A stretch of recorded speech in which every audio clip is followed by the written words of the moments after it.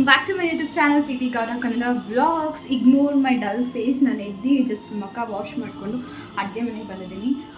So ಪಾತ್ರೆ ಎಲ್ಲ ತೊಳೆದಾಯಿತು, ಮನೆ ಕಸ ಗುಡ್ಸಾಯಿತು. ಇವಾಗ ಬ್ರೇಕ್ಫಾಸ್ಟ್ ಮಾಡ್ತಾಯಿದ್ದೀನಿ. ಸೊ ಈಸಿಯಾಗಿ ಪೋಹಾ ಮಾಡ್ತಾಯಿದ್ದೀನಿ. ಸೊ ಆ ಕ್ಲಿಪ್ಪಿಂಗ್ ಕೂಡ ಶೇರ್ ಮಾಡ್ತೀನಿ. Just watch. ಓಕೆ, ನಾನು ಇನ್ನು ಪಾತ್ರೆ ಜೋಡಿಸ್ಬೇಕು, ವಾಶ್ರೂಮ್ ವಾಶ್ ಮಾಡಬೇಕು. ತುಂಬ ಸಿಕ್ಕಾಪಟ್ಟೆ ಕೆಲಸ ಇರುತ್ತೆ, ಬ್ಯುಸಿ ರೂಟೀನ್ ಇರುತ್ತೆ ಮಾರ್ನಿಂಗ್. ಇದೇ ಥರ ನಾನು ಮಗುಗೆ, ನನಗೆ, ನಮ್ಮ ಅತ್ತೆಗೆ 3 ಜನಕ್ಕೂ ಸೇರೆ ಮಾಡ್ತಾಯಿದ್ದೀನಿ.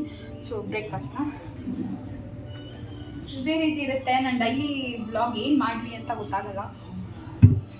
ಇವಾಗ ಸ್ವಲ್ಪ ಎಣ್ಣೆ ಹಾಕ್ಕೊಂಡಿದ್ದೀನಿ, ಆನಿಯನ್ಸ್ ಎಲ್ಲ ಕಟ್ ಮಾಡಿ ಇಟ್ಕೊಂಡಿದ್ದೀನಿ.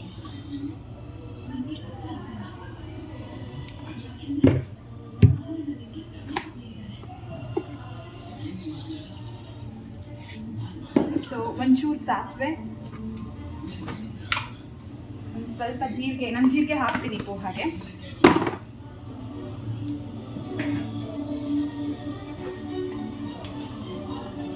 ಒಂಚೂರು ಉದ್ದಿನಬೇಳೆ,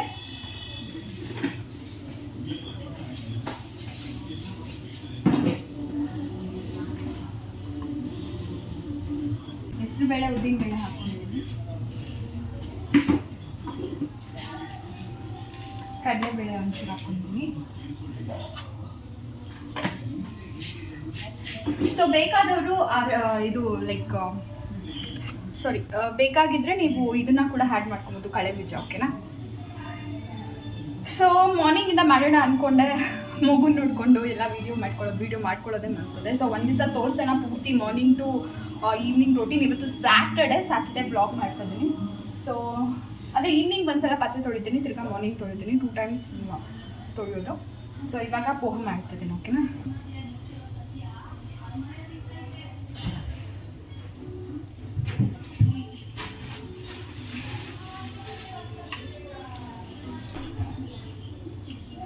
ಸೊ ಇವಾಗ ಕರಿಬೇವು ಹಾಕ್ತೀನಿ,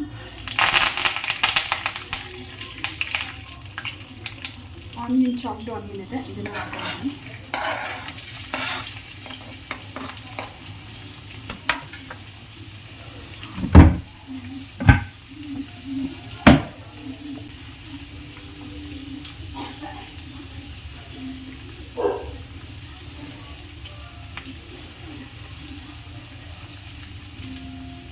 ಹಾಕ್ಕೊಂಡಿದ್ದೀನಿ ಮೆಣಸಿನ್ಕಾಯಿ.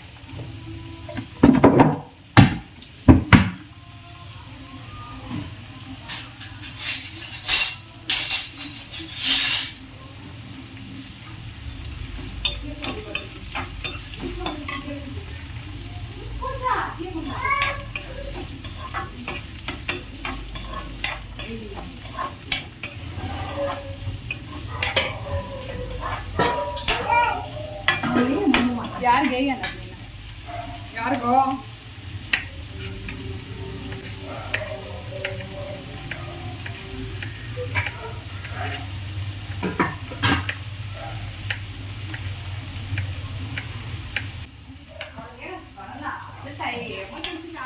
ನಾನು ನೀರು ಆನ್ ಮಾಡ್ತೀನಿ. ಇವಾಗ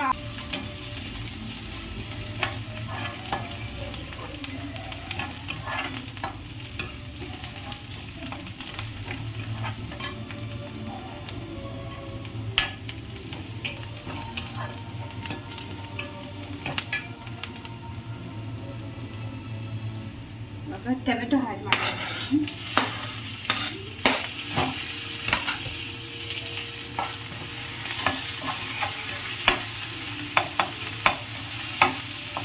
ಸೊ ಪೋಹ ಎಲ್ಲರಿಗೂ ಗೊತ್ತಿರುತ್ತೆ, ಬಟ್ ಆದರೂ ನಾನು ಒಂದ್ಸಲ ತೋರಿಸ್ತಾ ಇದ್ದೀನಿ ಅಷ್ಟೇ. ಒಂದು ಸ್ವಲ್ಪ ಸಾಲ್ಟ್ ಹಾಕ್ಕೊತಾ ಇದ್ದೀನಿ. ಟೊಮೆಟೊ ಹಾಕಿ ಒಂಚೂರು ಸಾಲ್ಟ್ ಹಾಕ್ಕೊಳ್ಳೋದ್ರಿಂದ ಟೊಮೆಟೊ ಬೇಗ ಬೇಯುತ್ತೆ, ಬೇಗ ಸ್ಮ್ಯಾಶ್ ಆಗುತ್ತೆ ಅಂತ ಹೇಳ್ತಾರೆ. ಅದಕ್ಕೋಸ್ಕರ ಅದೊಂದು ಟಿಪ್ಸ್.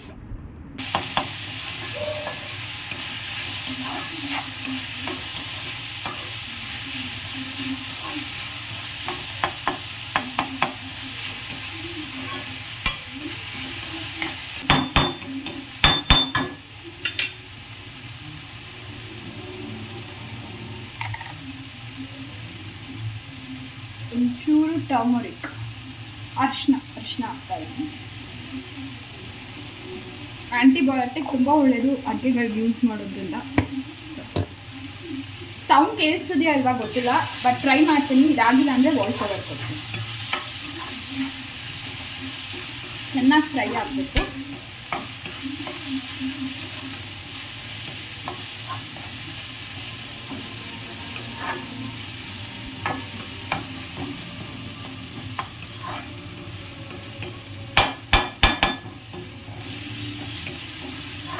ಇಲ್ಲಿ ನೀವು ಗಮನಿಸಿದ್ರೆ ಚೆನ್ನಾಗಿ ಫ್ರೈ ಆಗಿ ಎಣ್ಣೆ ಸುತ್ತ ಬಿಡ್ಕೊಂಡಿದೆ. ಸೊ ಆ ಥರ ಎಣ್ಣೆ ಬಿಟ್ಕೊಂಡ ಮೇಲೆ ನಾನು ಅವಲಕ್ಕಿನ ನೆನೆಸಿ ಆವಾಗಲೇ ಇಟ್ಕೊಂಡಿದ್ದೆ, ಅದನ್ನು ಇವಾಗ ಆ್ಯಡ್ ಮಾಡ್ತಾ ಇದ್ದೀನಿ.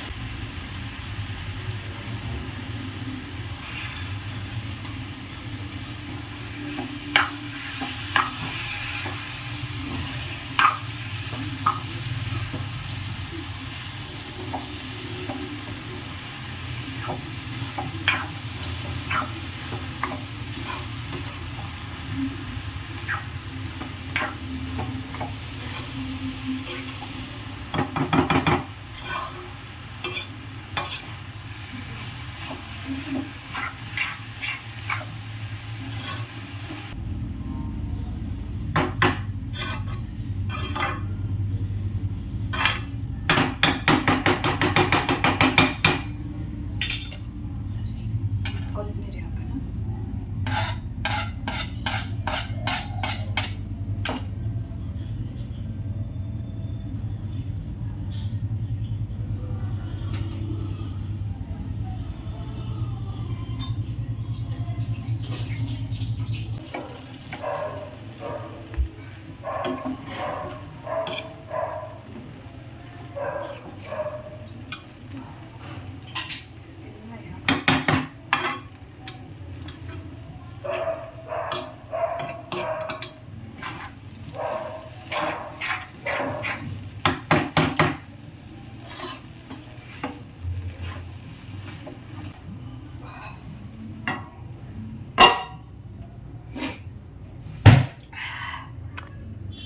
ಸೊ ಸಾರಿ ಕಡೆ.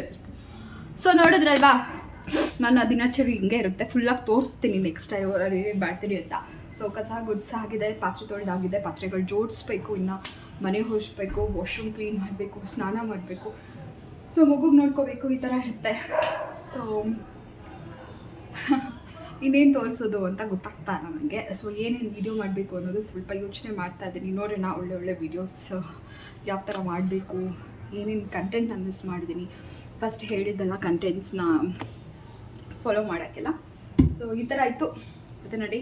ಸೊ ನೋಡಿದ್ರೆಲ್ಲ ಪೋಹ ಈಸಿಯಾಗಿ ಮಾಡ್ಕೊಬೋದು, ಅವಲಕ್ಕಿ. ಸೊ ನನ್ನ ಮಗಗೂ ಇಷ್ಟಪಟ್ಟು ತಿಂತಾನೆ, ಅದಕ್ಕೆ ನಾನು 3 ಮೆಣಸಿನ್ಕಾಯಿ ಹಾಕಿದ್ರೆ ಅದು ಖಾರ ಇಲ್ಲದೆ ಇರೋದು, ಜಾಸ್ತಿ ಕ್ವಾಂಟಿಟಿಯಲ್ಲಿ ಮಾಡಿರೋದಕ್ಕೆ 3 ಹಾಕ್ತೆ. ಅವ್ನು ಒಬ್ಬನಿಗೆ ಮಾಡಿದ್ರೆ ಅರ್ಧ ಹಾಕ್ತೀನಿ ಅಷ್ಟೇ. ಓಕೆನಾ, ಬಾಯ್.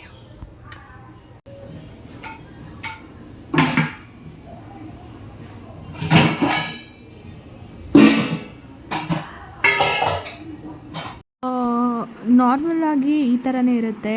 ಡೈಲಿ ವ್ಲಾಗ್ ಮಾಡೋಕ್ಕೆ ಹೋದರೆ ಇದನ್ನೇ ತೋರಿಸ್ಬೇಕು. ಲೈಕ್ ಪಾತ್ರೆ ತೊಳೆಯೋದು, ಮನೆ ಕಸ ಗುಡಿಸೋದು, ಮನೆ ಒರೆಸೋದು, ಮತ್ತು ಈ ಥರ ಪಾತ್ರೆ ಜೋಡಿಸೋದು, ಮತ್ತು ಏನಾದರೂ ಲೈಕ್ ಬ್ರೇಕ್ಫಾಸ್ಟ್ ಮಾಡೋದು, ಇದನ್ನೇ ತೋರಿಸ್ಬೇಕಾಗತ್ತೆ.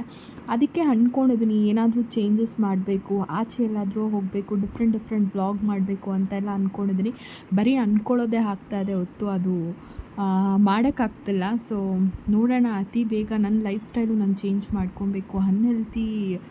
ಇಂದ ಹೆಲ್ತಿ ಲೈಫ್ ಸ್ಟೈಲ್ನ ತೊಗೊಬರಬೇಕು. ನನ್ನ ಮುಖ ನೋಡ್ತಾ ಇರ್ಬೋದು ನೀವು, ತುಂಬಾ ಪಿಂಪಲ್ ಮಾರ್ಕ್ಸ್ ಬಂದಿದೆ. ನಿಮಗೆ ಗೊತ್ತಿದ್ದಂಗೆ ನನಗೆ ಥೈರಾಯ್ಡ್ ಪ್ರಾಬ್ಲಮ್ ಇದೆ ಅಂತ ಗೊತ್ತಲ್ವ. ಸೊ ಹಾರ್ಮೋನ್ಸ್ ಇಂಬ್ಯಾಲೆನ್ಸ್ ಆಗ್ತಾ ಇರುತ್ತೆ. ಜೊತೆಗೆ ನಾನು ಸೋಪ್ ಕೂಡ ಚೇಂಜ್ ಮಾಡಿದ್ದೀನಿ. ಅದು ಏನು ಎತ್ತ ಅಂತ ಆಮೇಲೆ ಹೇಳ್ತೀನಿ. ಆ ಸೋಪಿಂದ ಏನಾದರೂ ರಿಯಾಕ್ಷನ್ ಆಗ್ತಾ ಇರ್ಬೋದು. ತಿರ್ಗಾ ಹಳೇದಕ್ಕೆ ಹೋಗಬೇಕು ಅಂದ್ಕೊಂಡಿದ್ದೀನಿ. ಈ ಥರ ಇರುತ್ತೆ, ತುಂಬ ಡಲ್ಲಾಗಿರುತ್ತೆ ನನ್ನ ಫೇಸ್ ಯಾವಾಗಲೂ. ನಾನು ಜಾಸ್ತಿ ಏನು ಮೇಕಪ್ ಕೂಡ ಮಾಡ್ಕೊಳ್ಳಲ್ಲ, ಮನೇಲಿ ಇದ್ದಂಗೆ ನಾನು ವೀಡಿಯೋ ಮಾಡಿದ್ದೀನಿ. ಮತ್ತು ನೀವು ಅಂದ್ಕೊಂಬೇಡಿ ಬೇರೆ ವ್ಲಾಗರ್ಸ್ ಎಲ್ಲ ಲೈಕ್ ಲಿಪ್ಸ್ಟಿಕ್ ಎಲ್ಲ ಹಾಕ್ಕೊಂಡು ಮಾಡ್ತಾರೆ, ನೀವೇನು ಹಿಂಗೆ ರೆಡಿ ಆಗಿಲ್ಲ ಏನೂ ಇಲ್ಲ ಅಂತ. ನ್ಯಾಚುರಲ್ ಆಗಿರಲಿ ಅಂತ ನಾನು ಎದ್ದಿದ್ದು ಹೆಂಗಿರ್ತೀನೋ ನನ್ನ ಕೆಲಸ ಆಗೋವರೆಗೂ ನಾನು ಹಿಂಗೆ ಇರ್ತೀನಿ. ಸೊ ಕೆಲಸ ಎಲ್ಲ ಮುಗಿಸ್ಬಿಟ್ಟು ನಾನು ಹೋಗಿ ಸ್ನಾನ ಮಾಡ್ಕೊಂಡು ರೆಡಿ ಆದಮೇಲೆ ನಾನು ಡಿಫ್ರೆಂಟಾಗಿ ಕಾಣಿಸ್ತೀನಿ. ಸೊ ನನಗೆ ರೆಡಿ ಆಗಿಬಿಟ್ಟು ತಿರ್ಗಾ ಎಲ್ಲ ಮೆಸಪ್ ಮಾಡ್ಕೊಳ್ಳೋಕೆ ಇಷ್ಟ ಆಗಲ್ಲ. ಸೊ ಅದಕ್ಕೆ ನಾನೆಲ್ಲ ಕೆಲಸ ಮುಗಿಸ್ಬಿಟ್ಟು ನಂತರ ನಾನು ರೆಡಿ ಆಗ್ತೀನಿ. ನಿಮಗೆ ಯಾವ್ಯಾವ ಥರ ವ್ಲಾಗ್ ಬೇಕು ಅಂದರೆ ನಿಮಗೆ ನೋಡ್ತಾ ಇರ್ತೀರ ಅಲ್ವಾ, ನನ್ನ ಕಡೆಯಿಂದ ಯಾವ ಥರ ವ್ಲಾಗ್ ಬೇಕು ಅಂತ ಕಮೆಂಟ್ ಸೆಕ್ಷನಲ್ಲಿ ತಿಳಿಸಿ.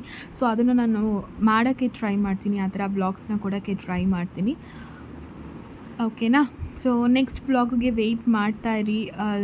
ಡಿಫ್ರೆಂಟಾಗಿ ಮಾಡೋಕ್ಕೆ ಖಂಡಿತವಾಗ್ಲೂ ಟ್ರೈ ಮಾಡ್ತಾ ಇದ್ದೀನಿ ನಾನು.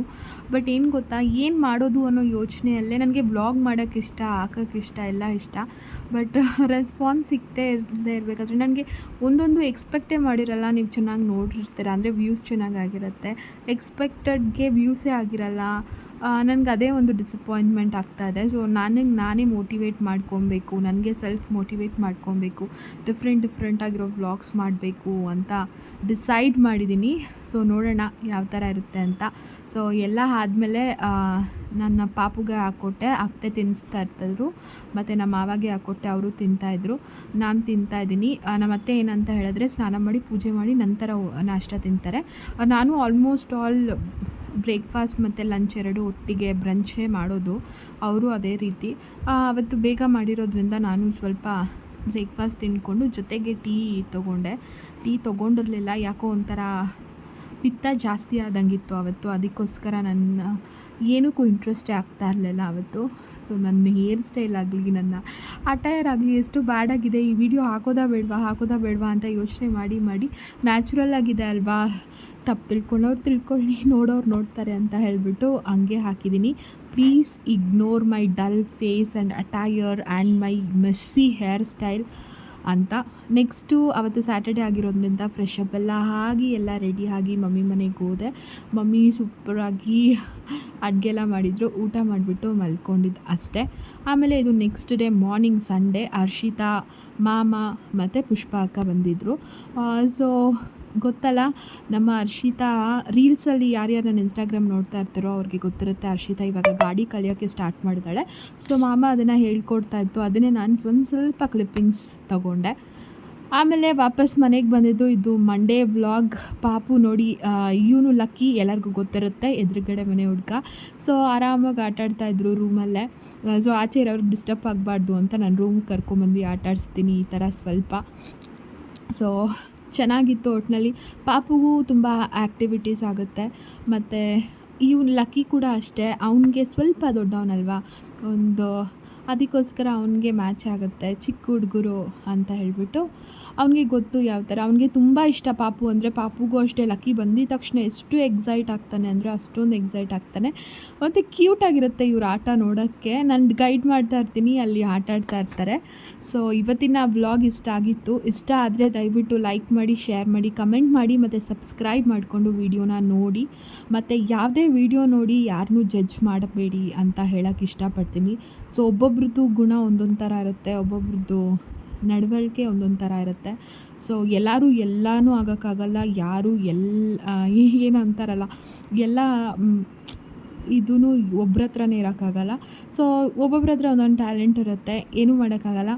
ಸೊ ನಮ್ಮನ್ನ ನಾವು ಪ್ರೀತಿಸಬೇಕು first. So self love is very important ಅಂತ ನನಗೆ ಹೇಳ್ತೀನಿ.